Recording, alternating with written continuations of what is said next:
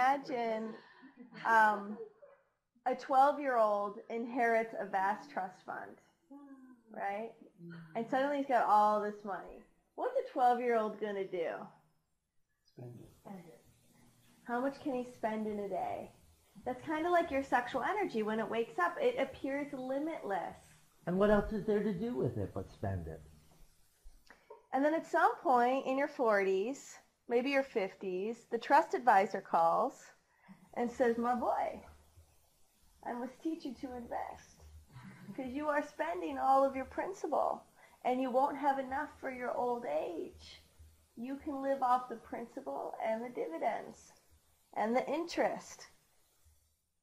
So that's what we're doing for you now. We are your trust advisor of your sexual energy. We want to help you make love well into your old age because as you get older, those voluntary erections are less hard, they're less frequent, and we want you to make love beyond when your father stopped making love. You know, the baby boomers are going to be retirement age here, and there better be sex, drugs, and rock and roll in the retirement homes. You should still party and have a good time and feel your body. And we're done with the sexual revolution. It's time for sexual evolution. And that's what we're presenting. It's time for Leah's rest home. More pleasure. Rest home? Leah's rest home. Sex, drugs, rock and roll. Well, something like that. I want to go there. Something like that. Right now. So, to give you an idea of what these high levels of arousal are, there's like 8 and 9. And as you advance your practice, one of the things you're going to notice is that every number on the arousal scale has its own scale of 1 through 10. So 8 has a scale of 1 through 10. 7 has a scale of 1 through 10. 3 has a scale of 1 through 10. And before you can reach 8 and 9, you have to first harness the power of your 4 and your 3 and your 2. How powerful is 3 in your body? How deeply can you feel it? Can you meditate on it? Can you express it? Can you pull it up to other parts of your body besides your genitals? Can you take the flavor of 3 and then pull it up to the back of your throat or the palms of your hands or the back of your knees? So in order to learn how to rewire your system to have full body pleasure, you first have to be so present with each level that you experience. And then take it and broaden your experience by using visualization and breath and sound to pull it to other parts of your body. And then you start to climb. And then when you get to the feeling of 8 and 9, it's sort of like, if you can imagine being in Hawaii and there's a big waterfall.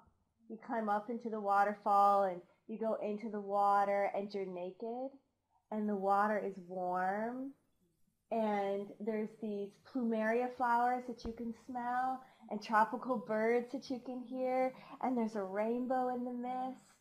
And as you get closer to the cliff of the waterfall, it's like really exciting.